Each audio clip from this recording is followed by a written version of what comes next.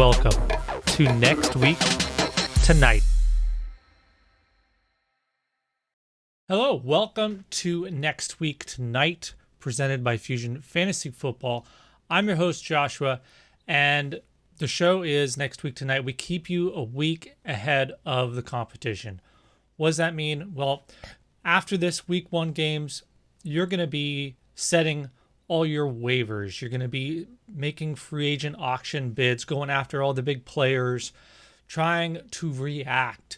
And you're going to pay a cost to do that. You're going to have to pay up either in your waiver position or in your free agent auction money. But we're trying to get you ahead of that. So when I say next week tonight, I don't mean Week 1. I mean Week 2. In case you didn't see the title of the show you clicked on, tapped on, whatever, this is Next Week Tonight, Week 2, because we're going to be talking about Week 2, not this week's games, but the next week's. Next Week Tonight, that's it. So if you're new with us this year, welcome. We don't just talk about breakouts. We also talk about streamers that are coming up, so you can set yourself up with those ads ahead of time so you're already prepared. But yes, we talk about breakouts before they happen. Make sure that you have them before everyone else. So your opponents every week are going to go to their waiver wire. They're going to look for the player who had a big breakout weekend, and they're going to find that you already picked them up Saturday night. That's right. That's what we're trying to do here. We also talk about trades. Maybe a player has a bunch of good games schedule-wise or tough games coming up. So we talk about players to be either buying, trying to go get, or players you want to try and get rid of now while their price is still high, right? So that's what we do here on Next Week Tonight. In these episodes, we're going to be trying to get you all of the upcoming breakouts to add, streamers for the following week, and trades to be making right up front. And then actually in the second half of the show, we're going to be going over the previous show's results.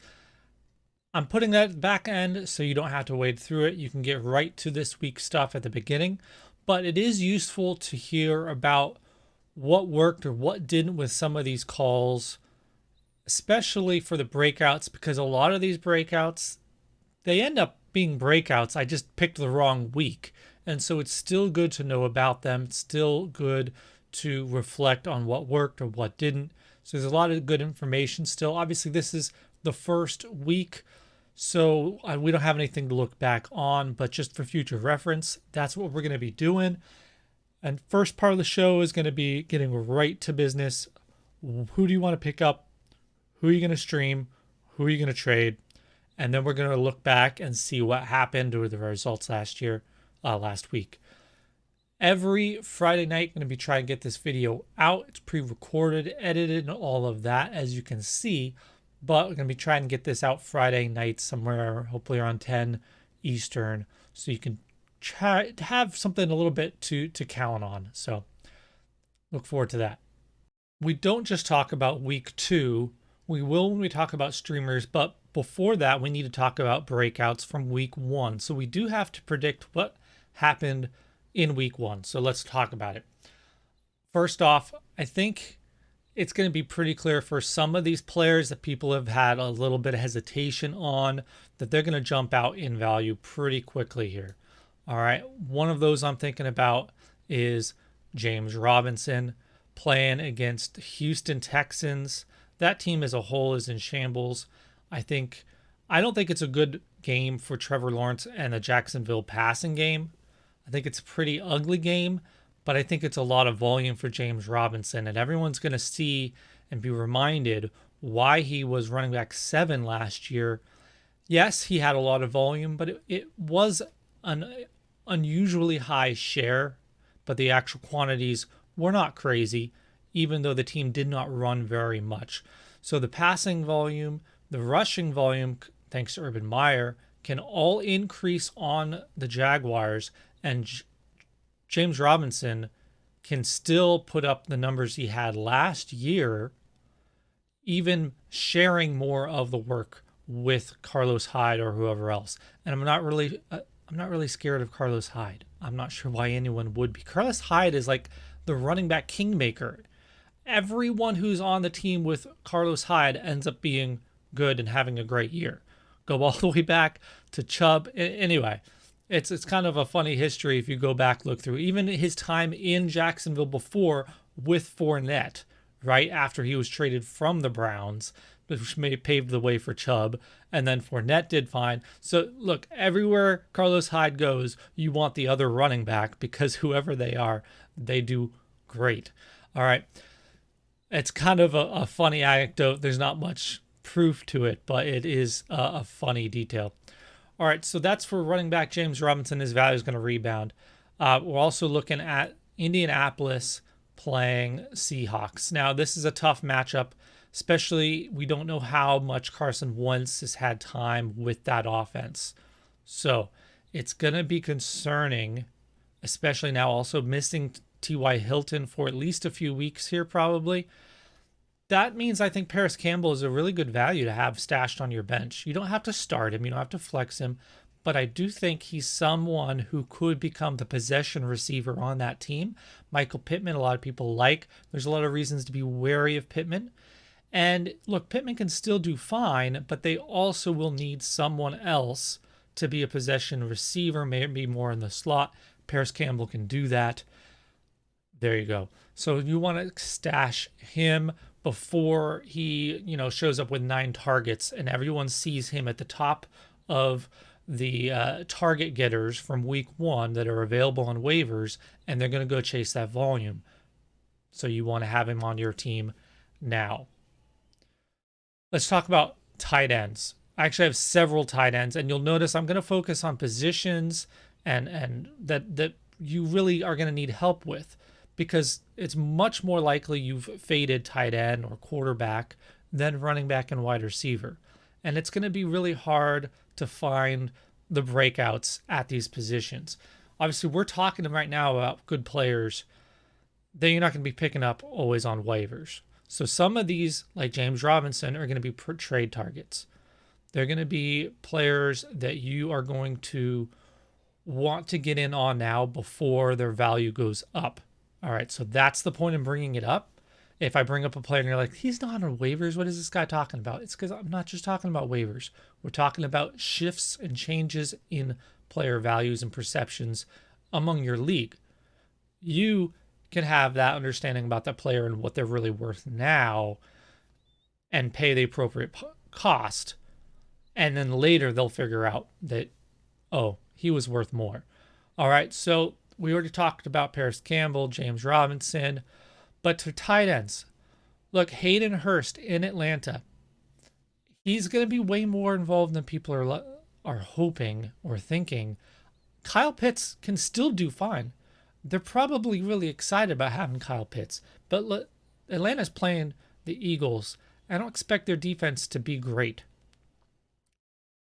And I could easily see a game where Pitts attracts a lot of attention, but Hurst, he's been there. He's a year in. I didn't really like him last year, but he now has a whole year in the system. He's with Ryan. As far as familiarity with targets, it's Calvin Ridley and then Hayden Hurst for Matt Ryan. So I do expect Hayden Hurst to still be far more involved than people were thinking.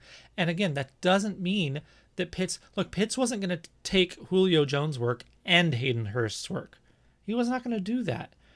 I don't think he hurts Hayden Hurst much at all. He doesn't change his value much at all. I'm going to see Hayden Hurst was right around tight end 10 last year. He could easily repeat that tight end 12. He can have some touchdown games. This could easily be one of those. Next I want to talk about is a stash you want to have if you have room. Juwan Johnson with the Saints. Adam Troutman is a little beat up. Still looking for confirmation on exactly what his condition is, but last we heard a week plus ago is that he avoided serious injury in that last preseason game that also knocked out some other players. But for Juwan Johnson, he is a converted receiver to tight end, athletic, big. he's an interesting player, and he's someone who you're going to find out about real quick. Either this is a breakout player, or you're going to be dropping him in a couple weeks, and you're not going to feel bad about it.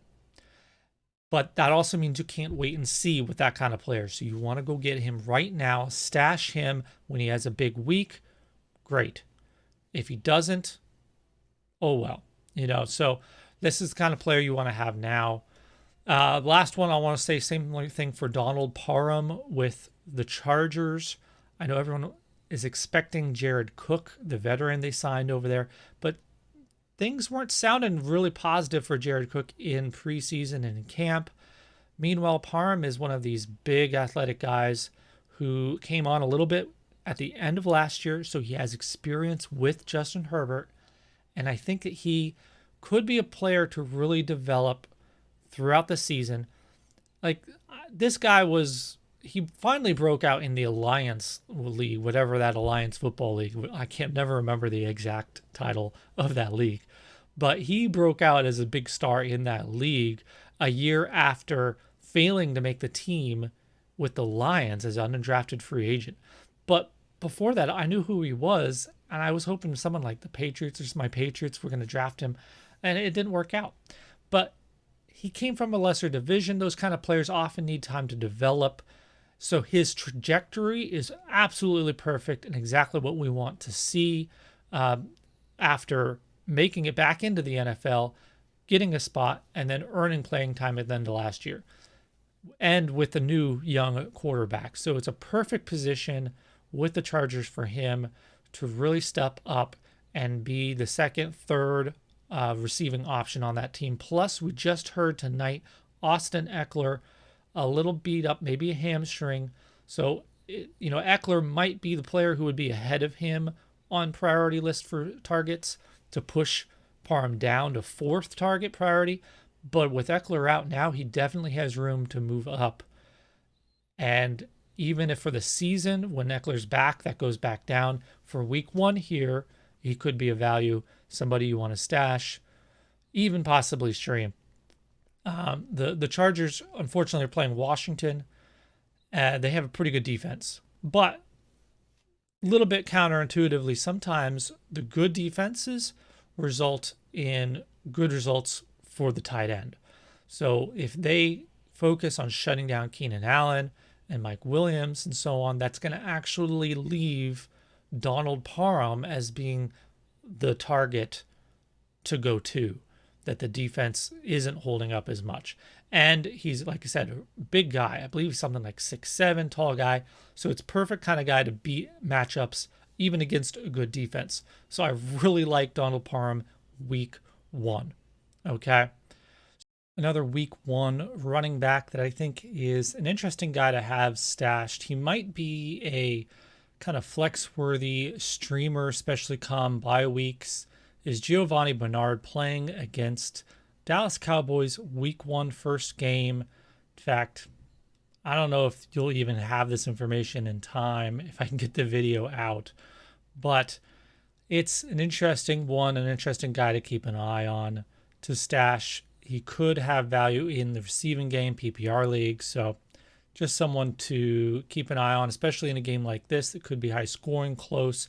They could end up having him on the field a lot more than Ronald Jones or Leonard Fournette. Finishing up talk about week 1, an interesting player I would like to keep an eye on is Clyde EdwardsHelaire.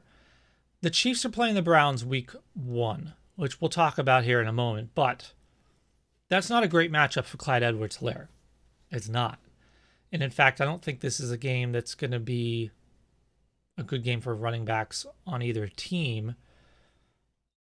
However, that's going to hurt Clyde Edwards' value. And I could see a scenario where the people who are already insecure or already worried about Clyde EdwardsHelaire are going to see this game and they're going to be disgusted. They're going to throw their hands up and say, shoot, he's not any good. All right. I think it's going to be a product of the matchup, probably the pace of the game. I could have this completely wrong. It could go the other way. Sometimes we see that in these games, especially early in the season. You think they're going to be high scoring and they're actually really low. It could go a couple different ways. But I think so confidence, I should say, in Clyde Edwards-Helaire might be at an all-season low after this week 1. So if you do like Clyde Edwards-Helaire, and I don't dislike him, I think he belongs right around running back 15. I think that's just where he is. He's fine. He's got good volume on a good team, and his red zone issues could easily regress positively. It's very weird usage last year. Bell is out of the way, so I really like his chances to improve as the season goes on. So if you want to go after running back 1, borderline running back 1, running back 2 starter, you're a little weak at the position, maybe other injuries, he's someone who I would target here. Maybe even lay the seeds, right? Go plant the seeds. Go talk to that guy about, hey, you interested in trading Clyde Edwards at all? I'm looking for, be honest, tell them they can see where your team is at. If you've had injuries, tell them, look, I need to trade for a running back. I'm interested in that. Try to figure out something and what they're worth. Figure out a deal you're comfortable with.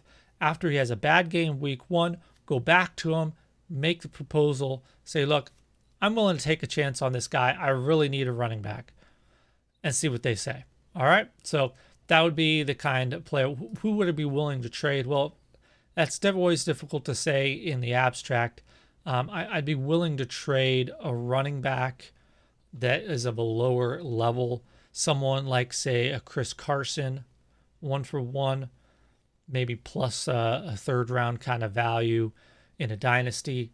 If we're talking redraft, you're probably going to have to be doing a positional trade here. So hopefully the player who has him, the manager that has him on their team, can do without him entirely. But it's a lot more difficult in redraft to make those kind of trades happen. But I'd be looking to move kind of a borderline running back 2 for like a Melvin Gordon, and then a receiver as well, or tight end or something like that. Package 2 players together and go get him. That's how I would be trying to do it. Hopefully that's a little bit more helpful without being too specific.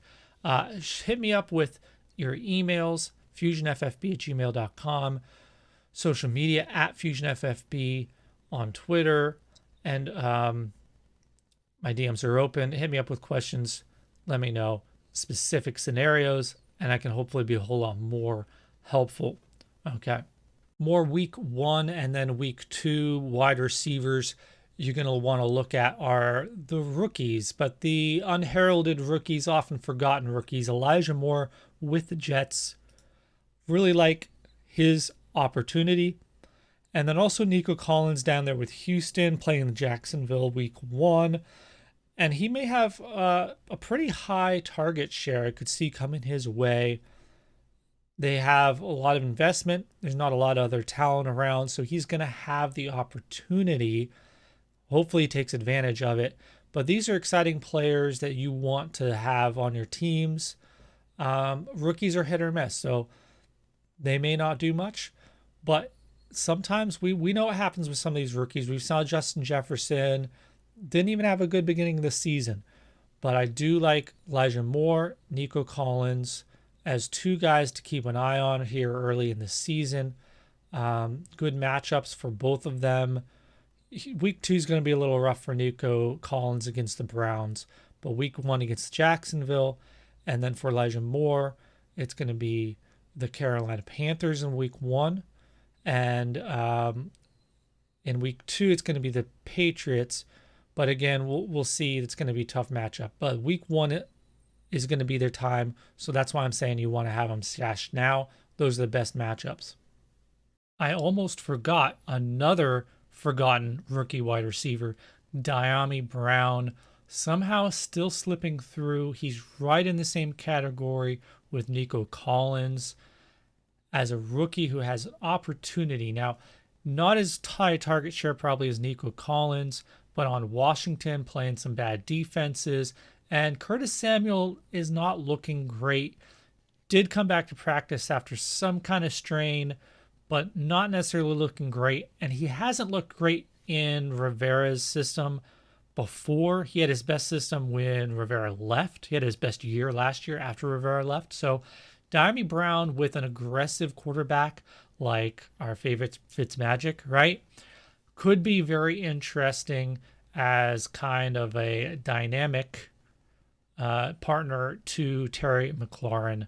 So interesting boom play in Diami Brown. The Chargers, who they're playing, decent, pretty good defense usually, at least while they're healthy. But they are going to have a lot of games against some bad defenses in that NFC East division. So a lot of potential there. Maybe not someone you have to have week one, but especially if Curtis Samuel is limited, this might be his best chance to grab some playing time and hopefully can carry forward into the season. Now, this week, we're kind of bridging the gap between week one and week two because one hadn't happened yet, but we didn't have a show specifically for week one either. Kind of already did with my last show. We talked about players that were values, players that were mistakes. Make sure you check that one out on podcast. Also, this, if you didn't notice, is going to be on the podcast form too. Sorry if I didn't mention that. So if you can't just watch YouTube, don't worry. It's on the podcast stream as well. Fusion Fantasy Football. Look for it wherever you get your podcasts. So a lot of the players I talk about and I've already talked about are players that have value as streamers in multiple weeks. And you're going to find I try to do that a lot. I try to look for players that don't just have 1 week value, but they have a chunk of good games, good matchups. So that's why it's really worth going out and holding them up and using that roster spot even a week ahead of time. It's going to be really worth it. So someone like the Browns is going to be a team, a defense that you could hold on to and use in other weeks. They have other good matchups. It's not just the Texans week 2. Also, we talked about some of these tight ends. They have good matchups coming up. So we talked about Atlanta and Hayden Hurst. Week 2 matchup against Tampa. High octane offenses, we hope. So could be a lot more scoring. Similar, Dallas, which is funny because Dallas and Tampa Bay play week 1. Well, guess who Dallas is playing week 2? The Chargers, Donald Parham again. So a lot of these guys, especially these tight ends we talked about, are going to be good options for you going forward for multiple weeks. So if they hit, it's not necessarily going to be just a 1 week thing. So that's what we try to look for here. Sorry if I don't always think about, remember to mention that, but just do know that is part of the process as we're doing this, that I look for streaming options that are good for more than just the 1 week. We can look multiple games out. You know, the Falcons have a great schedule overall, especially early on because they play the Giants week 3. I'm looking at it right now. The Chargers play Kansas City then in week 3. So like the options for these players, they're going to be in situations in games where they're going to have to score points where the offense, if they're involved in that offense, they're going to have a good chance of being productive. So that's why we're looking at a lot of these guys for more than just the 1 week. So I already brought them up as week 1, but they're really also my week 2 streamers because I know that they are not on a lot of teams. All right, so that's why I bring those guys up. It's a little weird this week, maybe a little unclear with the week 1 to 2 distinction because I'm trying to bridge that gap into week 2. Next week, when we do week 3, it's going to be a lot more clear. We're going to be looking just at week 3. We're going to have clearly what happened in week 1. And we're already have covered this week, the week 2 matchups. So I won't need to cover quite as much. But this week, I'm kind of also mentioning the week 1 games a lot more, this week's games a lot more than I normally would. Normally that would be part of the second half of the show and the recap. And that's also, but there's some value there. And that's why it's still going to be worth watching or listening to talk about this week's games too. But the primary purpose of the show is going to be keeping you that whole week ahead. That's why this week is unusual, so don't worry. In future weeks, we're going to be jumping straight into the next week primarily. All right, so for week 2, we're going to talk about week 2 now. Streamers. For quarterback, you could actually do worse than Teddy Bridgewater because they're playing Jacksonville Jaguars, and I don't think their defense is not going to be very good. So Teddy Bridgewater, not exciting, but you could do a whole lot worse as a streamer in case you have some injuries and other things. So we just talked a moment ago about the Kansas City and Browns week 1 matchup. I don't think anyone wants to be starting the Browns defense against the Chiefs week 1. So there's going to be a lot of situations coming up in the next couple days as people try to get their lineup set. Maybe they drafted the Browns in the draft last round, second to last round, whatever, because they're a solid defense. People know that. But the people aren't always thinking about week 1 matchup. But once they figure out they're playing the Chiefs, they might be dropping them. So what you can do is stash them now because they have some good matchups coming up, especially in week 2 against the Texans, who we will be targeting all year long with our defenses because their offense is not good, is not going to be good. So that's who you can go after as a defense streamer for week 2 to target and stash if you have an extra bench spot. I'd much rather you stash some of these other players, but sometimes you got a strong team and you just need some good options to bounce between, maybe even 2 teams' defenses to bounce between. And it's a really good option for the Browns if they can be one of them for the season. All right. All right, guys, thank you for joining me for the first 2021 episode of Next Week Tonight, week 2. Hope you join me again in future weeks. Hope you could follow this. It's a little bit cut up and edited as I pull together a lot of different takes I've had throughout the week. Next week, same thing. Try to get it out Friday nights for you so you can look forward to that on YouTube and in the podcast. So if you have any questions, follow me on Twitter at FusionFFB. I will often be posting players to be thinking about, to be looking at. Like I already mentioned, Austin Eckler, a little hurt hamstring maybe. So Justin Jackson is actually going to be the running back you'll want to have there. I mentioned that before talking about Donald Parham, but if this becomes something that stretches out longer, Justin Jackson has proved to be the backup there in the 1-for-1 kind of role replacement. I'm not going to say that Joshua Jackson or even Roundtree aren't going to be more involved and than they would with Eckler there, but Jackson I expect to be the primary replacement. So that's somebody you might want to stash if you're on a running back needy team, deep league, whatever it is. All right. So things like those, late breaking information, that's where you're going to want to follow me on Twitter and get all the updates as they come in, even up to game time. So thank you guys. Give me a follow on YouTube if you're listening. Subscribe on your podcast. Give me a follow on social media. And check out the website, fusionffb.com, for all the rankings and things like that. Not going to have much weekly content other than Next Week Tonight on the site. But hey, maybe someone out there wants to help me out with that. I'd love to do a write-up about the show so you can even read some of these takes. But we'll see if I have time for that. Maybe someone can help me out with it. We'll see. Have a good week, guys, and we'll see you next time.